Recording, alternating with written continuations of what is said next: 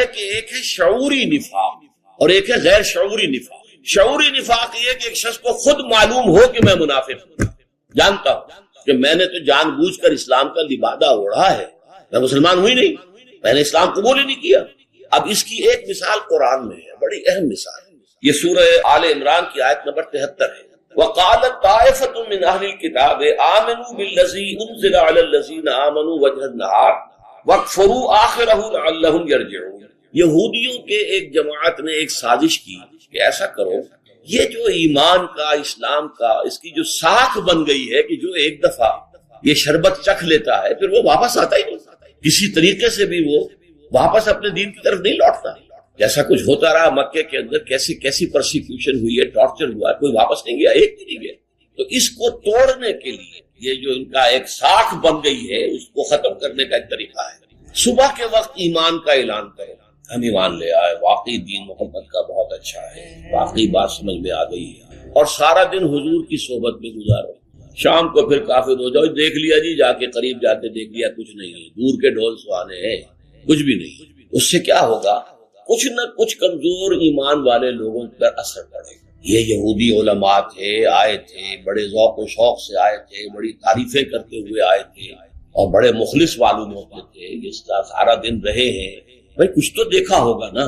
یہ شیطان کا وسوسہ اس کے اندر پیدا کرنے کا انہیں موقع ملتا، کوئی برائی تو دیکھی ہوگی نا، کوئی شے تو ان کے علم میں آئی ہے جس کی وجہ سے یہ چھوڑ کر چلے گئے۔ تو اس کے نتیجے میں وہ ہوا خیزی، ہوا کا اکھڑ جانا جو ہے یہ ان کے پیچھے۔ اب ظاہر بات ہے کہ یہ شخص جو ہے، یہ لوگ جو ہے، یہ فرض کیجئے 8 گھنٹے مسلمان رہے، لیکن اسلام تو 1 منٹ کے لیے نہیں انہوں نے اختیار کیا، وہ داخل بھی ہوئے ہیں، ہم دخلوا بالکفر، وہ داخل بھی ہوئے ہیں تو کفر کے ساتھ، نکلے بھی ہیں تو کفر کے ساتھ، رہے بھی ہیں تو کفر کے ساتھ، اور انہیں معلوم ہے کہ ہم کافر ہیں، ہم نے تو ایمان جو ہے قبول کیا ہی نہیں ہے، تو دھوکے کے لیے ہم نے صرف جو ہے اوپر ایک لباس ہم نے اوڑھ لیا ہے لوگوں کو دھوکہ دینے کا۔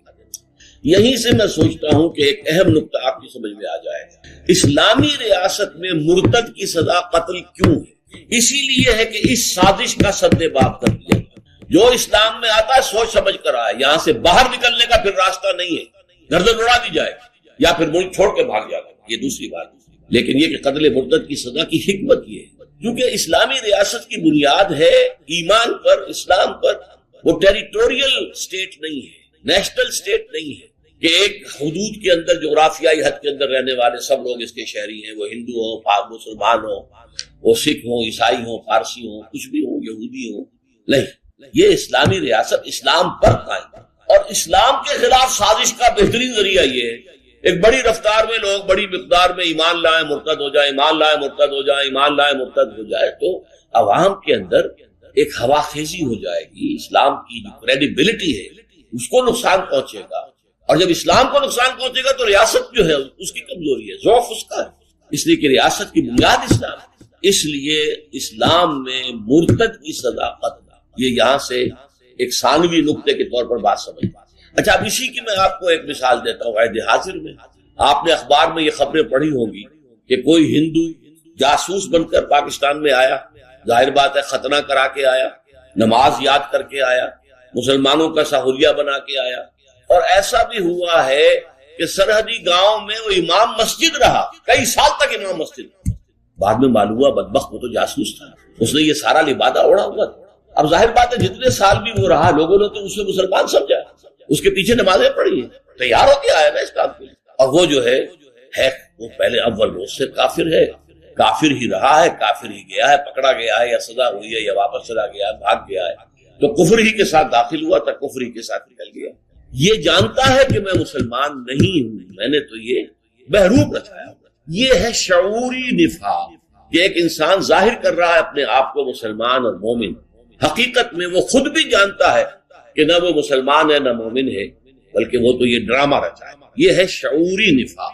اچھا، یہ حضور کے دور میں بہت کم تھا، یہ جیسا کہ میں نے بتایا خاص سازش کے طور پر تھا، لیکن حضور کے دور میں جو عام نفاق ہے وہ غیر شعوری نفاق، وہ غیر شعوری نفاق کی تھوڑی سی وضاحت میں نے پچھلی نشست میں کی تھی کہ کسی بھی انقلابی دعوت اور تحریک کے ساتھ جو لوگ آتے ہیں وہ ظاہر بات ہے کہ 2 ایکسٹریمز پر تو ہوتے ہی ہیں، کچھ بین بین بھی ہوتے ہیں۔ ایک تو وہ ہوتے ہیں عظیمت والے، ہمت والے، جن کا ظاہر و باطن ایک ہے، جو جس چیز کو قبول کرتے ہیں تن من دھن قربان کرنے کے لیے تیار رہتے ہیں، ٹوٹل آئیڈینٹیفیکیشن۔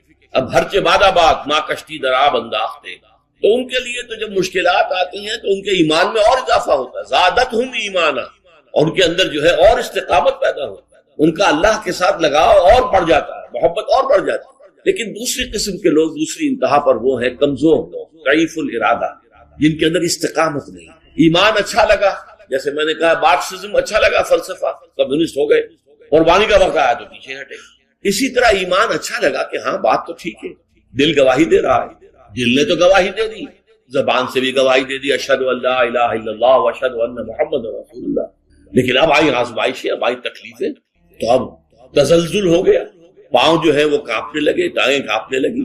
اور اس سے یہ ہے کہ کچھ رفتہ رفتہ، خاص طور پر جب جہاد اور قتال، خرچ کرو اللہ کا مال، بہت محبوب ہے انسان، اور لاؤ اللہ کی راہ میں نکلو، جہاد کے لیے، قتال کے لیے۔ اب ظاہر بات ہے جو جنگ کے لیے نکلتا ہے اس نے جان تو گویا کہ ہتھیلی پر رکھ لی ہے، اب تو واپس آ گیا تو بونس ہے، ورنہ یہ کہ جنگ میں جانے کا مطلب یہی ہے کہ آپ اپنی جان دینے کو تیار ہیں۔ جب ایسے امتحان آتے ہیں تو وہ پسپائی اختیار کرتے ہیں۔ اب یہ پسپائی جو ہے، اس لفظ کو اچھی طرح نوٹ کریں، پسپائی، پاؤں کا پیچھے ہٹ کر، یہ پسپائی ہے۔ اس پسپائی کے درجے، پہلا درجہ تو یہ ہے کہ پسپائی ہوئی، دل نے بھی کہا تم نے برا کیا، غلط کیا، تمہیں چاہیے تھا کہ ایمان کا تقاضا پورا کرتے، اللہ کی راہ میں خرچ کرتے، اللہ کی راہ میں جہاد کرتے۔ پھر انہوں نے جا کر حضور کے سامنے اعتراف بھی کر لیا، حضور ہم سے غلط خامی ہوئی ہے، آپ بھی استغفار کریں ہمارے لیے، اور یہ کہ ہم بھی اللہ کی جناب میں توبہ کرتے ہیں۔ اس کو ہم نفاق نہیں کہیں گے،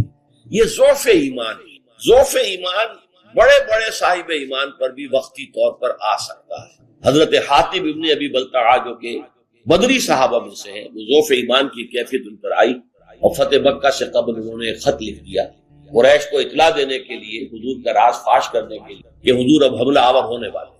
یہ جرم ایسا تھا کہ حضرت عمر نے حضور سے عرض کیا کہ مجھے اجازت دیجیے میں اس کی گردن مار دوں۔ حضور نے فرمایا نہیں عمر، تم جانتے نہیں یہ بدری ہے، اور بدر میں جو لوگ شریک تھے اللہ تعالیٰ ان کے اگلے پچھلے سارے گناہ معاف کرے، لیکن ایسے شخص سے بھی غلطی ہو گئی۔ حضرت کعب ابن مالک غزوہ تبوک میں جانے سے رہ گئے، دو اور ساتھی رہ گئے تھے مسلمان پکے مومن، اعتراف کر لیا اپنی غلطی۔ تو جب تک کہ اپنی کمزوری اور کوتاہی کا اعتراف ہو، اسے ہم ضعف ایمان تو کہیں گے، منافقت یا نفاق کی۔ البتہ جب اگلی منزل آتی ہے تو جھوٹا بہانہ، حضور یہ مجھے تو یہ تکلیف تھی، یہ تھا، یہ مسئلہ تھا، بیوی کی زچگی ہونے والی تھی، کوئی دیکھ بھال کرنے والا نہیں تھا، فلاں تھا فلاں تھا فلاں تھا، بیمار تھا، جھوٹا بہانہ۔ جب جھوٹ شامل ہو جائے گا تو یہ نفاق کی پہلی منزل آ گئی۔ یہاں میں آپ کو، جیسے ٹی بی کے بارے میں آپ نے سنا ہوگا کہ 3 سٹیجز ہوتی تھی اس کی۔ فرسٹ سٹیج قابل علاج ہے آسانی سے، سیکنڈ سٹیج اس کا بھی علاج ممکن ہے، تھرڈ سٹیج پہ پہنچا ہو گیا پھر امید نہیں ہوتی تھی کہ اب یہ بچے گا۔ آج کل اگرچہ تھرڈ سٹیج کے مریضوں کے لیے بھی علاج ہے، لیکن ایک زمانہ تھا کہ جب کہ تھرڈ سٹیج کو جب ٹی بی کا مریض پہنچ گیا تو گویا کہ اس کی موت جو ہے وہ طے ہو چکی ہوتی۔ تو یہ 3 سٹیجز نفاق کی بھی۔ پہلی سٹیج پر صرف جھوٹ ہے، جھوٹ بولا اور حضور سے بچا لیا اپنے آپ، حضور کی گرفت سے یا جواب دہی سے بچ گئے، جھوٹے بہانے بنائے۔ اب کچھ وقت گزرا، ایسا کئی مرتبہ جھوٹے بہانے بنائے تو دیکھا کہ لوگ اب کچھ مسکراتے ہیں کہ ان کی تو عادت ہے بہانے بنانا، لہذا اب انہوں نے مزید تاکید کے لیے قسمیں کھا، اللہ کی قسم ہے، خدا گواہ ہے، فلاں ہے، میں جو کچھ کہہ رہا ہوں سچ کہہ رہا ہوں، میری مجبوری ہے، میرے لیے یہ رکاوٹ ہے، میرے لیے یہ ممانعت ہے۔ جب جھوٹی قسمیں آ گئیں تو اب یہ سیکنڈ سٹیج میں ٹی بی کا مرض داخل ہو گیا۔ یہ ٹی بی کا یعنی نفاق کی ٹی بی اب سیکنڈ سٹیج۔ تھرڈ سٹیج وہ ہوتی ہے جس پر آ کر اس منافق کے دل میں دشمنی پیدا ہو جاتی ہے مومنین صادقین سے، اور خصوصاً جو مومنین کا رہنما ہوتا جو اس وقت حضور تھے ان سے دشمنی پیدا ہوتی۔ انہوں نے ہمارے لیے مصیبت کھڑی کی۔ یہ بے وقوف لوگ ہیں مسلمان جو ہیں اہل ایمان۔ تو پہلا وصف ہے فاما من اعطا، دوسرا واتقا، یہ تقوی آ چکا ہے، الہمہا فجورہا وتقواہا۔ تقوی اس کا اصل مفہوم ذہن میں رکھیے، جس کے اندر وہ مورل لا موجود ہے، مؤثر ہے، جو نیکی بدی میں امتیاز کرتا ہے، جو نیکی کی طرف چلنا چاہتا ہے بدی سے رکتا ہے، جس میں ایک احساس مسئولیت ہے، جو پھونک پھونک کر قدم رکھتا ہے، کوئی غلط کام نہ کروں، کسی کا دل نہ توڑ دوں، کسی کے احساسات کو مجروح نہ کر دوں، کسی کی عزت پر حملہ نہ کر دوں، کوئی حرام شے اپنے پیٹ میں نہ ڈال لوں. یہ ایک احساس ذمہ داری، ایک انر ریسٹرینٹ ہو انسان کے اندر، اندر سے کوئی شے روک رہی ہو، یہ تقویٰ ہے. یعنی خیر اور شر کی تمیز کا برقرار رہنا اور داعیہ خیر کا کچھ غالب ہونا، بدی سے روکنا، نفس لوامہ کی کیفیت جو ہے وہ موجود ہو، ایک بیدار نفس لوامہ، ایک لیونگ کانشنس انسان کا. تیسری چیز وصدق بالحسنی، جو تصدیق کی اس نے بہت عمدہ بات کی. یہ حسنہ کی تعبیر کے اندر بہت سے مختلف جو ہے قول موجود ہیں. سب سے اہم قول جس پر کہ تقریباً ہمارے تمام متقدمین کا اجماع ہے، اس سے مراد ہے الکلمۃ الحسنی، جو سب سے اچھا کلمہ ہے، الکلمۃ الطیبہ، لا الہ الا اللہ محمد الرسول اللہ. یعنی جو دعوت رسالت محمدی کا جو ایک یوں سمجھیے کہ نٹ شیل میں جو لب لباب ہے، جس نے اس کی تصدیق کی، اور اس کے اندر عموم کو بھی لیجئے، ہر خیر کی، ہر بھلی بات کی تصدیق. اس کو آپ اپنے اوپر بھی طاری کریں تو ایک ہر شخص کا تجربہ ہے کہ کبھی بحثم بحثہ میں، گفتگو میں آپ محسوس کرتے ہیں کہ مخالف کی بات زیادہ مضبوط ہے، اس کی دلیل زیادہ قوی ہے، میری بات کمزور ہے. اب آپ کے سامنے دو راہا ہے، یا تو صاف مان لیں ٹھیک ہے بھائی میں غلط تھا، میری بات صحیح نہیں ہے، آپ کی بات صحیح ہے، میں تسلیم کرتا ہوں. لیکن اس میں ذرا کسر نفسی ہوتی ہے. جھوٹی انا جو ہے وہ انسان کو روکتی ہے، نہیں اڑے رہو، ڈٹے رہو، جھگڑتے رہو، بحثم بحثہ کرتے رہو. دلیل کم وزنی ہے تو کیا ہے، آواز بڑھا دو، شور کے ساتھ جو ہے غالب ہو جاؤ.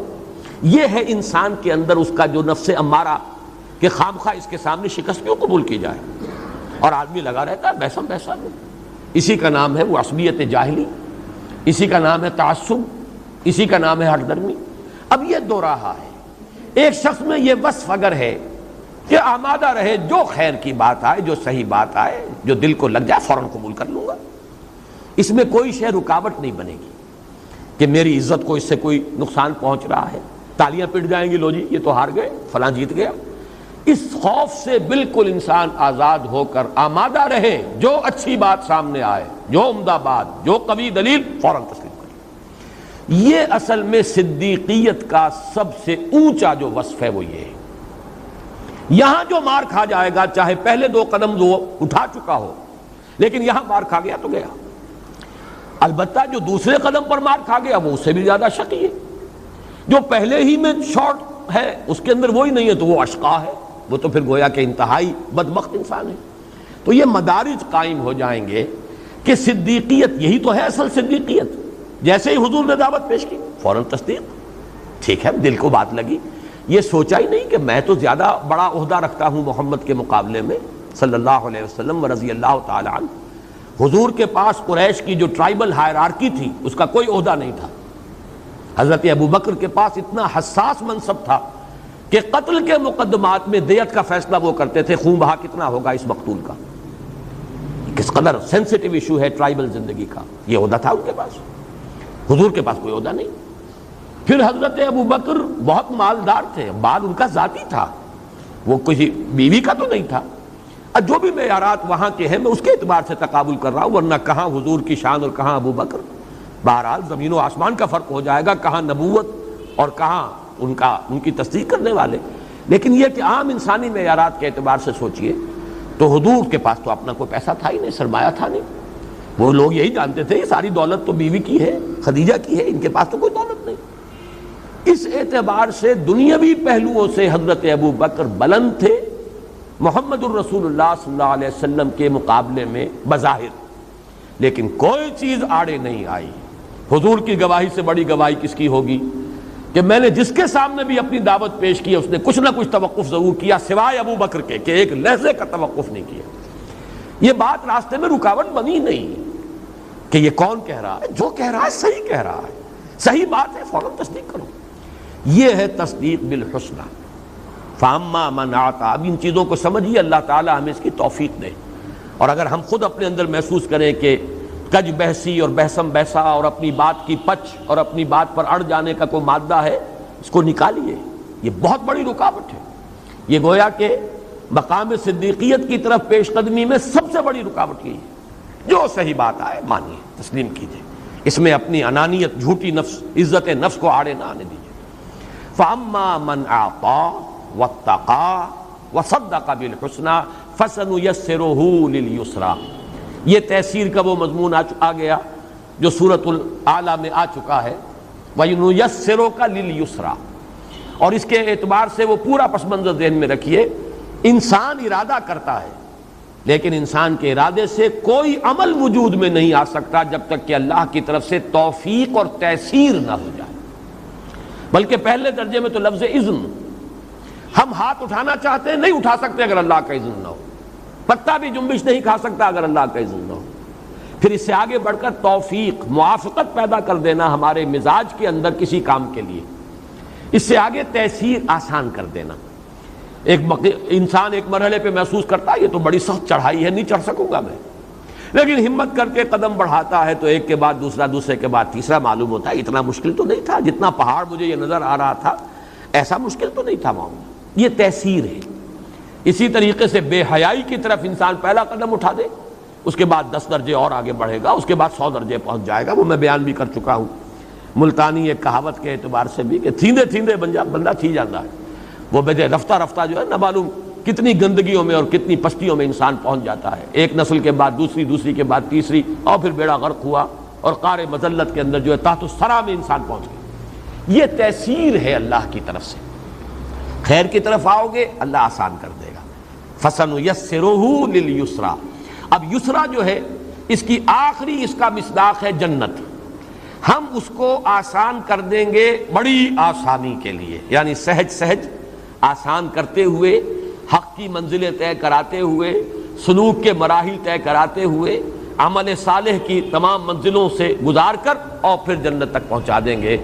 فَأَمَّا مَنْ أَعْطَىٰ وَاتَّقَىٰ وَصَدَّقَ بِالْحُسْنَىٰ فَسَنُيَسِّرُهُ لِلْيُسْرَىٰ۔ اللہم ربنا اجعلنا منہم، اللہم ربنا اجعلنا منہم۔ مانگنے میں تو کوئی حرج نہیں، اللہ سے مانگیے، مانگیں گے تو کوئی عجب نہیں کہ اللہ تعالی ہمارے لیے بھی تیسیر فرمائے اور ان راستوں کو کھول دے۔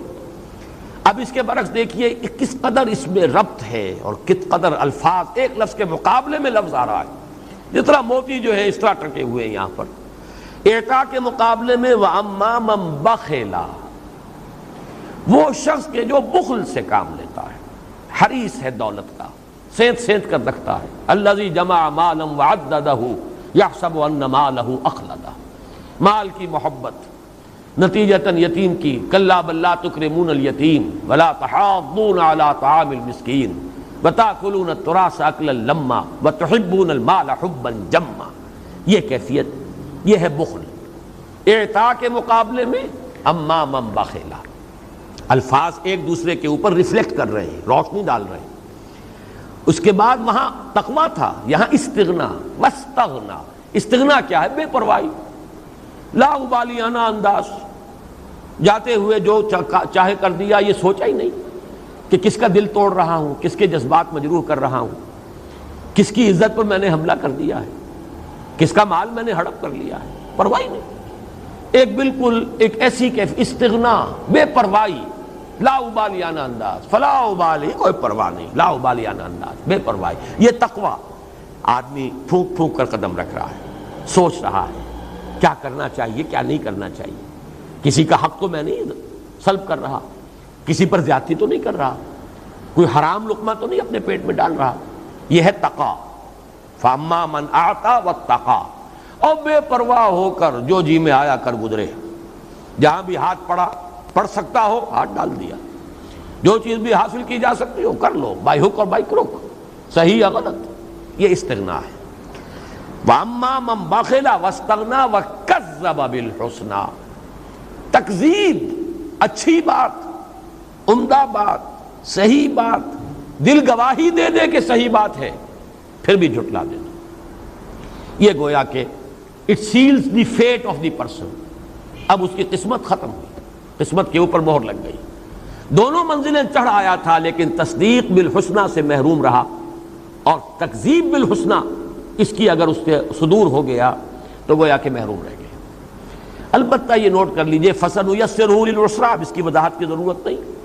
جو شخص یہ روش اختیار کرے گا، یہ اوصاف جمع کر لے گا اپنے اندر، قدم بقدم اس راستے پر آگے بڑھے گا، اس کو ہم سہج سہج آسان بنا دیں گے عسرا کے لیے. وہ العسرا جہنم، سختی کی جگہ، وہ جہاں پر کہ اس کے لیے وہ عذاب ہی عذاب ہے اور سختی ہی سختی ہے، رفتہ رفتہ وہاں پہنچا دیں گے. یہ تیسیر کا فلسفہ، فَسَنُيَسِّرُهُ لِلْيُسْرَىٰ فَسَنُيَسِّرُهُ لِلْعُسْرَىٰ. یہ جو تین اوصاف بمقابلہ تین اوصاف آئے ہیں، میں نے جو قرآن حکیم میں جو خاص بعض مضامین ایسے ہیں کہ ہر شخص کو اپنی افتاد طبع کے اعتبار سے بعض چیزوں سے خصوصی مناسبت ہوتی ہے. میں جب میڈیکل کا طالب علم تھا تب بھی مجھے نفسیات سے خصوصی شغف تھا، اور اگر میں کوئی اسپیشلائزیشن کرتا وہ تو یہ کہ اس تحریک کی طرف عملی اتنی وابستگی اسی دور میں ہو گئی تھی کہ پروفیشن کو پھر ایز اے پروفیشن میں نے اختیار کیا ہی نہیں. ورنہ آدمی مزید پڑھتا ہے مزید، تو میرے دل میں ایک امنگ تھی کہ میں یہ جو سائیکالوجی کی میڈیسن ہے، میں اس کو ڈی پی ایم اس وقت ہوتا تھا، diploma in psychological medicine, psychiatry, میں اس راستے پر جاتا، مجھے ایک مناسبت تھی اسی وقت. اس اعتبار سے انسانوں کی مختلف قسمیں، شقاوت کے بھی درجات ہیں، سب برابر نہیں ہیں، کوئی شقی ہے اور کوئی اشقا ہے، اور رشد اور فوز و فلاح کے بھی درجات ہیں، مراتب ہیں، سب برابر نہیں ہیں. نہ اہل ایمان سب برابر تھے، نہ اہل کفر سب برابر تھے. خدا پنج انگشت یکساں نہ کر، نہ ہر زن زنست ہو، نہ ہر مرد مرد، نہ ہر عورت عورت ہے، نہ ہر مرد مرد ہے. اللہ نے پانچوں انگلیاں برابر نہیں کی ہیں. اس طرح ہر کافر برابر نہیں، تمام کافر برابر نہیں، تمام مومن برابر نہیں. تو یہاں اس سورہ مبارکہ کے حوالے سے میں نے کچھ معین کیے ہیں مراتب، وہ ذرا نوٹ کر لیجئے. بلند ترین مرتبہ وہ لوگ کہ جو ان تینوں سیڑھیوں پر چڑھ جائیں، اعطاء بھی ہے،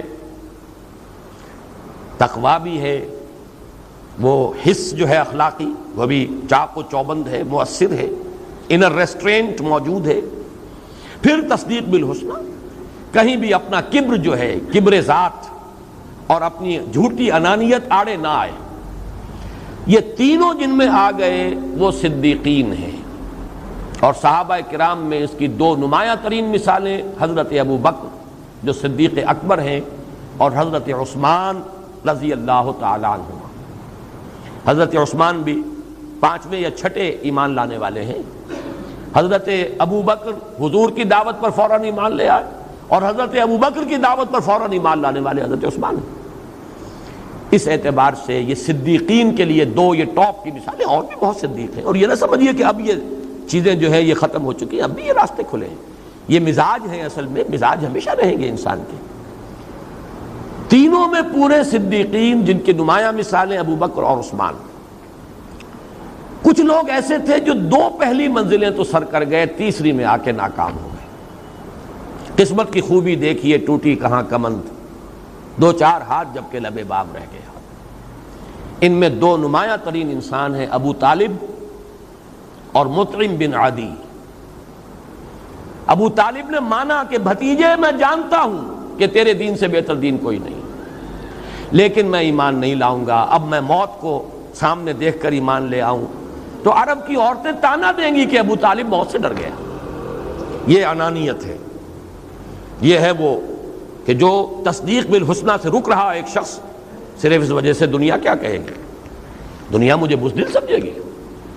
قریش کی عورتوں کا تانا نہیں میں برداشت کر سکتا کہ ابو طالب موت سے ڈر گیا.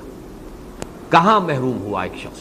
اسی لیے حضور نے فرمایا ہے کہ سب سے ہلکا عذاب جہنم میں ابو طالب کو ہوگا. لیکن وہ بھی کیا ہے کہ آگ کی دو جوتیاں پہنائی جائیں گی جن کے زیر اثر اس کھوپڑی میں دماغ ایسے پکے گا جیسے ہنڈیا پکتی ہے چولہے کے اوپر. یہ تو ہلکا ترین عذاب ہے وہاں کا.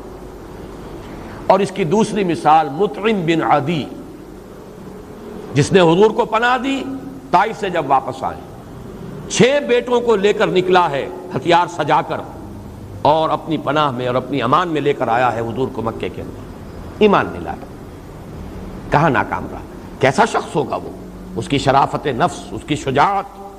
آخر حضور نے بھی پورے مکے میں سے منتخب کیا ہے اس کو کہ تم اگر مجھے اپنی امان میں لے لو تو میں مکے میں داخل ہو جاؤں، ورنہ وہاں تو دار الندوہ میں فیصلہ ہو چکا تھا.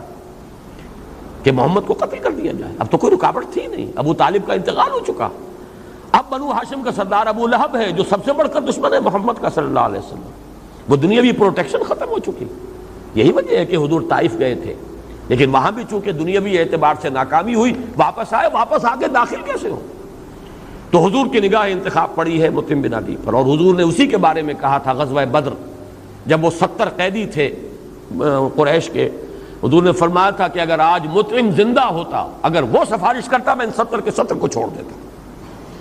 تو ایک احسان عظیم ابو طالب کا بھی ہے حضور پر. 10 برس تک وہ آڑ بنے رہے ہیں, قریش اقدام نہیں کر سکے حضور کے خلاف ابو طالب کی وجہ سے.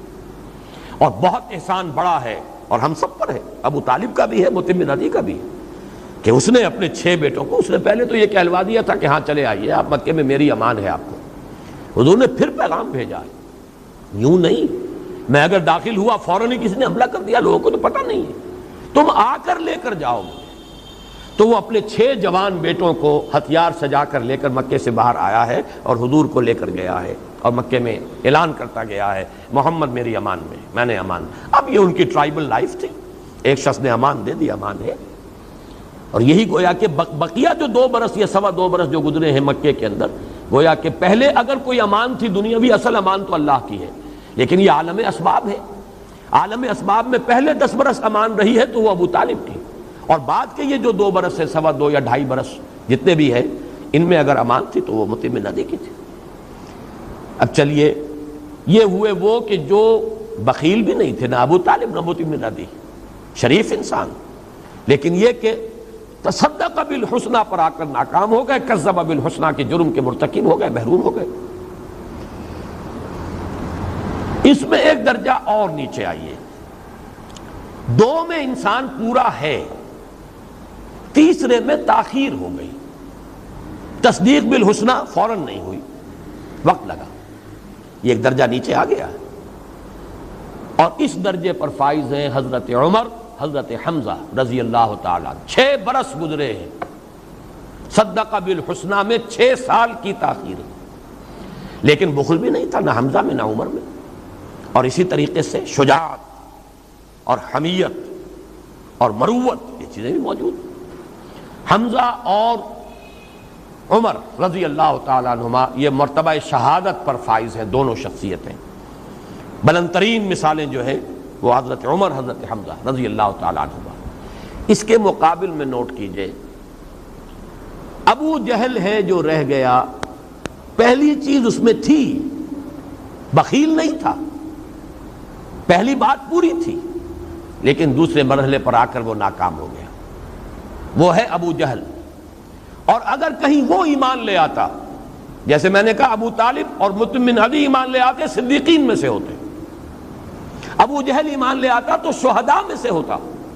یہی وجہ ہے کہ حضور نے ترازو کے اندر ایسا تولا ہے برابر, ایک پلڑے میں ڈالا ہے حضرت عمر کو اور ایک میں ڈالا ہے ابو جہل کو.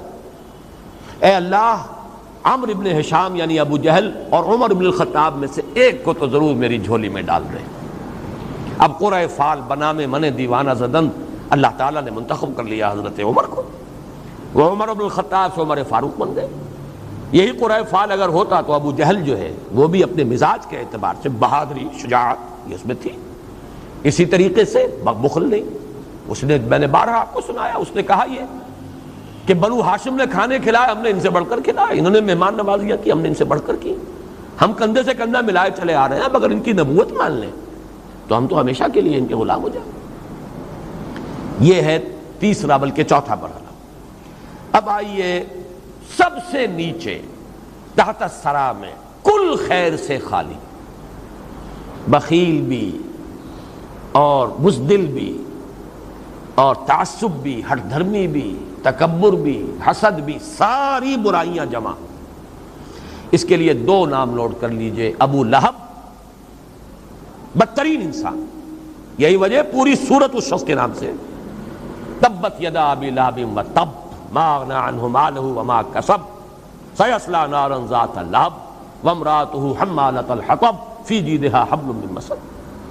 اور اس کے ساتھ بریکٹ کر لیجئے ولید بن مغیرہ, وہ شخص جس پر اللہ کا غضب سورہ نون میں بھی بھڑکا ہے.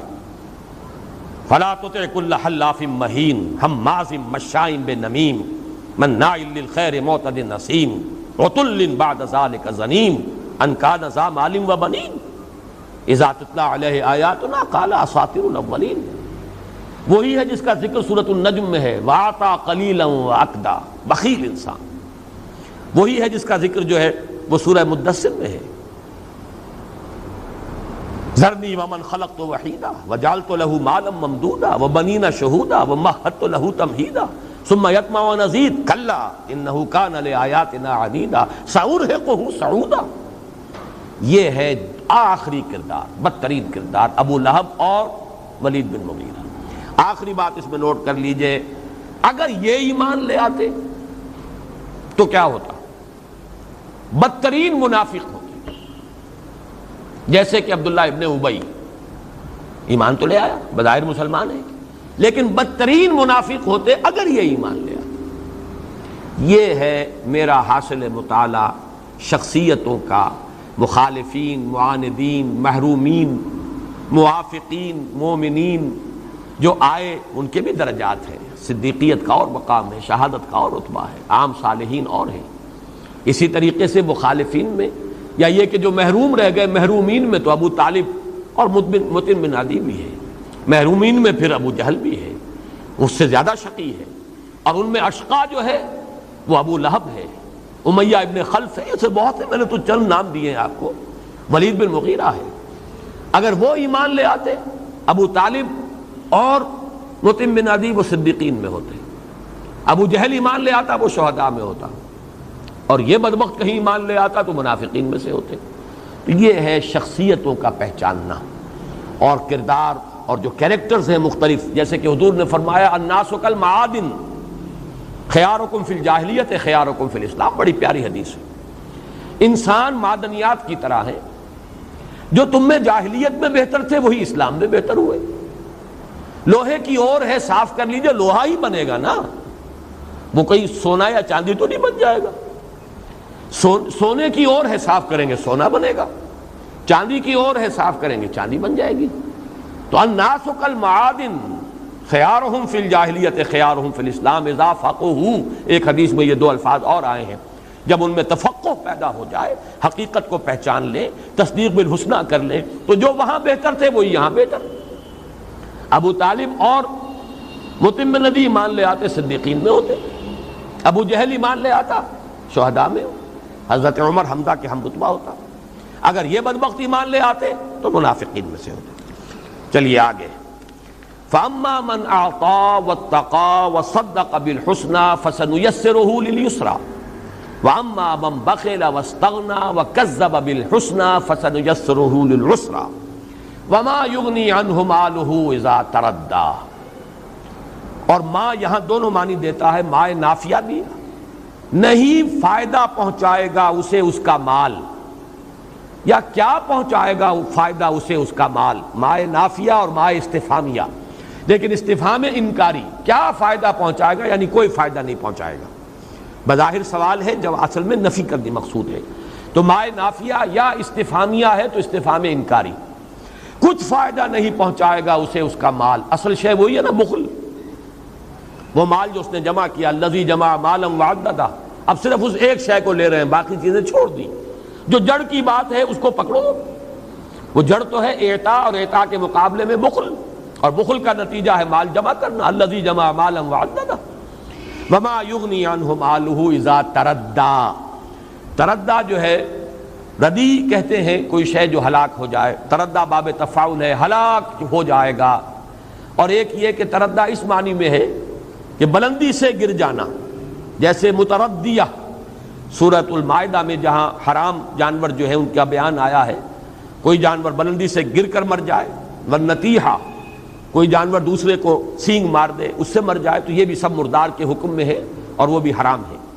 تو اس طرح متردیہ، جبکہ اس کو گرایا جائے گا، جبکہ یہ گرایا جائے گا یا تو جہنم کے گڑھے میں اور یا قبر کے گڑھے میں، مال کام نہیں آئے گا. ما یغنی عنہ مالہ اذا تردی، جب وہ ہلاک ہوگا جہنم میں گر کر یا ہلاک ہو کر اور قبر میں اتارا جائے گا تو کوئی مال اسے فائدہ نہیں دے گا، وہ تو یہاں رہ جائے گا، مال تو پچھلوں کا ہے. ان علینا للہدی.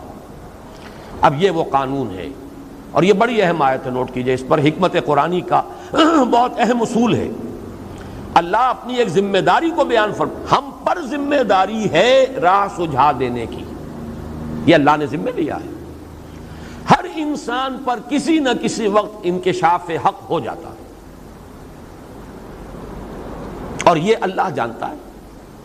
آپ پر ایک حقیقت منکشف ہو گئی ہے، اللہ جانتا ہے، اب آپ اعراض کر رہے ہیں، تکذیب کر رہے ہیں، بس یہاں سے اپنی شامت آپ نے خود بلا لی۔ اب آپ کے اندر وہ حق کو دیکھنے اور پہچاننے کی استعداد بھی کم ہوتی چلی جائے گی، یہاں تک کہ سلب ہو جائے گی۔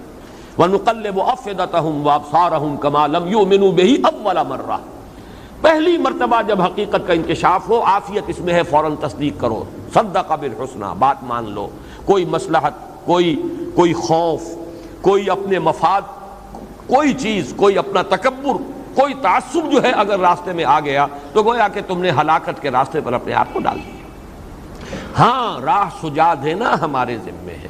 ان علینا للہدی، یہ بھی نوٹ کیجئے، اب سورۃ الاعلیٰ، سبح اسم ربک الاعلیٰ الذی خلق فسوی والذی قدر فہدی، یہ وہ بنیادی افعال ہیں اللہ تعالیٰ کے جن میں یہ ہدایت بھی شامل ہے۔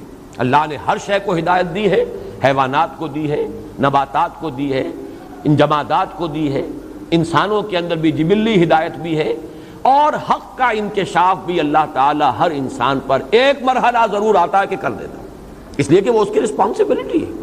اِنَّ عَلَيْنَا، ہمارے ذمے ہے، یہ ہمارے ذمے ہے، یہ تو ہم پورا کر دیں گے۔ اِنَّ عَلَيْنَا لَلْہُدَىٰ، ایک دفعہ تو کھول دیں گے کہ حقیقت یہ ہے، اب اس سے اعراض کرے انسان یا اسے قبول کرے، صدق بالحسنہ پر عمل کرے یا کذب بالحسنہ کا ارتکاب کرے، یہ اس کا چوائس ہے، it's his own free choice.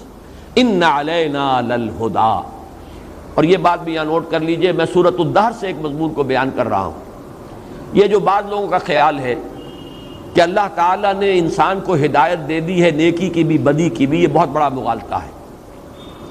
یہ جو کہا گیا ہدیناہ السبیل اما شاکرا و اما کفورا، وہاں بھی بہت سے لوگوں نے ترجمہ یہ کر دیا ہم نے تو دونوں راستوں کی اسے سوجھ دے دی ہے۔ ہدایت کا لفظ نہیں آئے گا بدی کے لیے، ہدایت اللہ خیر ہی کے لیے دیتا ہے، بھلائی ہی کے لیے دیتا ہے۔ السبیل کہا ہے، دو راستے نہیں کہا، انا ہدیناہ السبیل، ہم نے اسے سیدھے راستے کی ہدایت دے دی ہے، ہم نے سیدھا راستہ اس پر کھول دیا ہے، ہم نے حقیقت کو منکشف کر دیا ہے۔ البتہ اب اس کا چوائس ہے، اما شاکرا و اما کفورا۔ اسی طرح ہدیناہ النجدین میں جن لوگوں کا یہ خیال ہے کہ اس سے مراد ہے نیکی اور بدی کی راہ دونوں کی ہم نے اسے ہدایت اور سوجھ دے دی ہے، یہ بھی میرے نزدیک صحیح نہیں ہے۔ میں یہ عرض کر چکا ہوں کہ نجدین سے مراد جو سلف میں بھی رائے موجود ہے، ماں کی دو چھاتیاں جن سے کہ ایک بچہ جبلی طور پر سیکھ کر آتا ہے، گویا کہ اسے ٹرین کیا گیا ہے ماں کے پیٹ ہی میں کہ تمہاری غذا، تمہاری خوراک جو ہے وہ تمہاری ماں کی چھاتیوں میں ہے، جانا اور فوراً منہ میں لے کر اور اسے چوسنا اور تمہیں غذا مل جائے گی۔ بلکہ میں نے مثال دی تھی، بکری کا وہ بچہ نو مولود، اس کی ٹانگیں بھی ابھی کانپ رہی ہیں، اسے کھڑا نہیں ہو رہا اپنی ٹانگوں کے اوپر، لیکن لپکتا ہے ماں کے تھنوں کی طرف، کہیں سے سیکھ کر آیا۔ ہدیناہ النجدین، تو اس کے لیے لفظ ہدایت وہاں آیا ہے، بدی کے لیے ہدایت کبھی نہیں، یہ لفظ نہیں۔ یہ لفظ اتنا اونچا ہے کہ بدی کے لیے یہ لفظ جو ہے اس کا استعمال ہی میرے نزدیک اس لفظ کی توہین ہے۔ ان علینا للہدی، ہدایت ہمارے ذمے ہے، حق کا منکشف کر دینا ہمارے ذمے ہے، حجت ہم قائم کر دیں گے۔ باقی یہ ہے کہ آگے اما شاکرا و اما کفورا، صدق بالحسنى یا کذب بالحسنى، یہ انسان کا اختیار ہے۔ وَإِنَّ لَنَا لَلْآخِرَةَ وَالْأُولَىٰ، اور ہمارا ہی اختیار ہے آخرت میں بھی اور دنیا کا بھی، یعنی یہ کہ چوائس تو ہمارا ہے لیکن تم ہمارے قابو سے باہر نہیں ہو، دنیا میں بھی نہ آخرت میں۔ تم چوز کرو گے نیکی کا راستہ، لیکن ہماری توفیق اور تحصیر کے بغیر نیکی کے راستے پہ چل نہیں سکو گے۔ تم چوز کرو گے بدی کا راستہ، تم ارادہ کرو گے چوری کرنے کا، کر نہیں سکو گے جب تک کہ ہمارا اذن نہ ہو جائے۔ ہم قادر ہیں، ہماری قدرت محیط ہے اس پوری کائنات کو، یہاں پتہ تک بھی ہمارے اذن کے بغیر ہل نہیں سکتا۔ تو وہ آخرت ہو یا دنیا، یہ دونوں ہمارے کنٹرول سے کوئی ان میں سے باہر نہیں ہے۔ وَإِنَّ لَنَا، لنا جو ہے یہ ملکیت کے لیے بھی لام آیا ہے اور اس کا اختیار مطلق بھی ہمارے پاس ہے۔ وَإِنَّ لَنَا لَلْآخِرَةَ وَالْأُولَىٰ فَأَنذَرْتُكُمْ نَارًا تَلَظَّىٰ، تو دیکھو میں نے تمہیں خبردار کر دیا ہے اس آگ سے، ڈرا دیا ہے، آگاہ کر دیا ہے، وارن کر دیا ہے جو بھڑکتی ہے۔ یہ جو لظا آیا ہے سورہ معارج میں، انہا لظا نزاعۃ للشوا تدعو من ادبر وتولی، تو یہ نوٹ کر لیجئے کہ جہنم کے بھی مختلف طبقات ہیں۔ کہیں اسے سعیر سے تعبیر کیا گیا ہے، کہیں اس کو حمیم سے تعبیر کیا گیا ہے، مختلف الفاظ ہیں۔ کہیں جہنم کا لفظ ہے، جہیم ہے، کہیں لظا ہے۔ لظا کہتے ہیں بالکل روشن انگارے، چمکدار انگارے۔ ایک آگ وہ ہے جس کے اوپر کچھ راکھ آ گئی ہے، وہ نظر نہیں آ رہے، دمکتے ہوئے انگارے، بھڑکتی ہوئی آگ، وہ لظا ہے۔ اور معلوم یہ ہوتا ہے اس صورت کے مضامین کی مناسبت سے کہ یہ جہنم کا بدترین حصہ ہے، اس لیے کہ اشقا کا لفظ آ رہا ہے، نہیں جھونکا جائے گا اس میں مگر جو سب سے زیادہ شقی ہے۔ یہ میں ابھی وضاحت کروں گا کیوں اشقا کا لفظ یہاں آیا ہے۔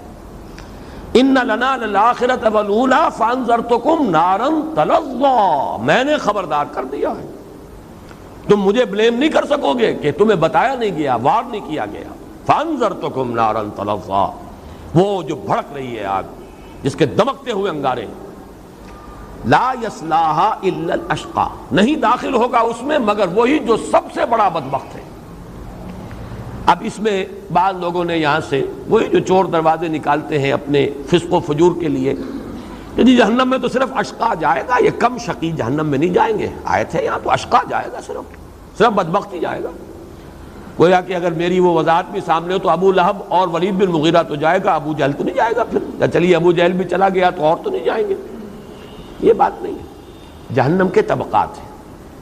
یہاں اشقا کے حوالے سے نارن تلظی، جہنم کا وہ طبقہ جس کے اندر صرف تمازت نہیں ہے، صرف حدت نہیں ہے، صرف تپش نہیں ہے، بلکہ بھڑکتی ہوئی آگ، اور جیسے لیونگ سنڈرز جنہیں آپ کہتے ہیں، جس کے کہ انگارے وہ دہکتے ہوئے ہوں گے، اور اس کو نہیں اس میں داخل ہوگا مگر جو سب سے بڑا شقی ہے۔ یہ کیوں کہا شقی اشقا؟ اس لیے کہ دیکھیے دعوت حق ایک کسی عام انسان کے ذریعے سے ہوئی، انکشاف حق تو ہو گیا، لیکن انکشاف کی شدت میں فرق رہے گا جب نبی کے ذریعے سے دعوت پہنچی ہو، اور نبیوں کے بھی سردار محمد الرسول اللہ کے ذریعے سے دعوت پہنچی ہو، جن کی شخصیت بے داغ، جن کا کردار ابو ڈاؤٹ۔ اب معلوم ہوا کہ اتمام حجت جو ہے وہ آخری درجے میں ہو گئی، اب بھی جو محروم رہا اس کے اشقا ہونے میں کوئی شک نہیں۔ محمد کی دعوت صلی اللہ علیہ وسلم، آپ جیسے مربی اور مزکی اور داعی اور مبلغ، آپ کی سیرت و کردار کا حامل انسان، بدترین دشمن جس پر انگلی نہ رکھ سکے، اگر ان کی دعوت کو بھی کسی نے رد کر دیا، آنکھیں بند کر لی، تصدیق بالحسنہ کے بجائے تکذیب بالحسنہ کا ارتکاب کیا، وہ اشقا ہے، اور وہ اشقا ہے جو جھونکا جائے گا اس آگ کے اس درجے میں جس کو تلظی سے قابل کیا گیا۔ لیکن جیسا کہ میں نے عرض کیا، یہ سارا جو ہے الذی کذب وتولی، وہ کہ جس نے جھٹلایا اور پیٹھ موڑ لی، یہ سب کے سب جو ہے ان کے اندر شامل ہے جو میں بیان کر چکا ہوں۔ لیکن یہ کہ جیسا کہ میں نے پہلے عرض کیا تھا، یہ در حقیقت تعرف الاشیاء باجدادھا کے اصول کے تحت یہ مضمون یہاں آ گیا ہے۔ اصل مضمون مقام صدیقیت، سورۃ واللیل، سورۃ ابی بکر، جو امام راضی نے کہا بڑا خوبصورت جملہ ہے اور میں اس سے 100% متفق ہوں۔ یہ سورہ صدیقیت ہے۔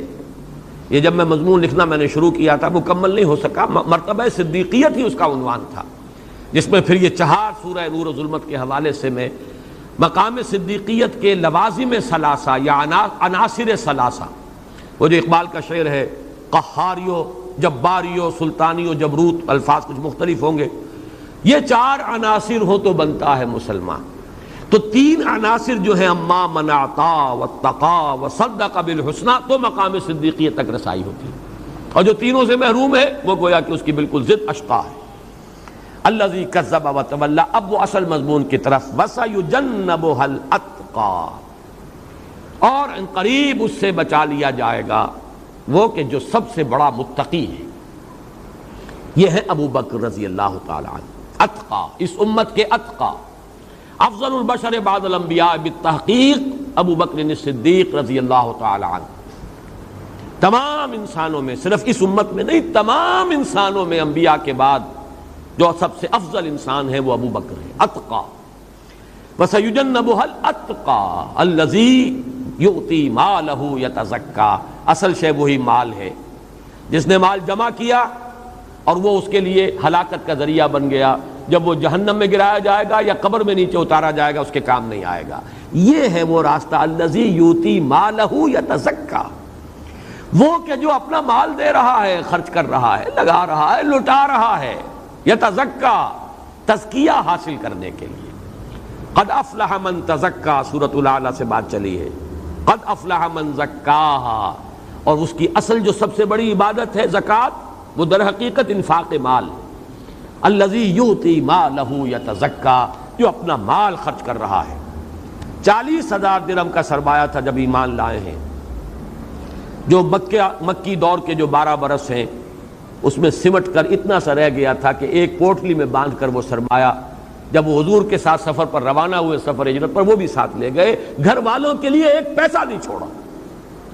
حالانکہ بیٹیاں تھیں، حضرت عائشہ، حضرت اسماء، والد نابینا ابو قحافہ، ایمان نہیں لائے تھے اس وقت تک، ہجرت کے بعد ایمان لائے، اہلیہ اپنی، ایک پیسہ نہیں چھوڑا۔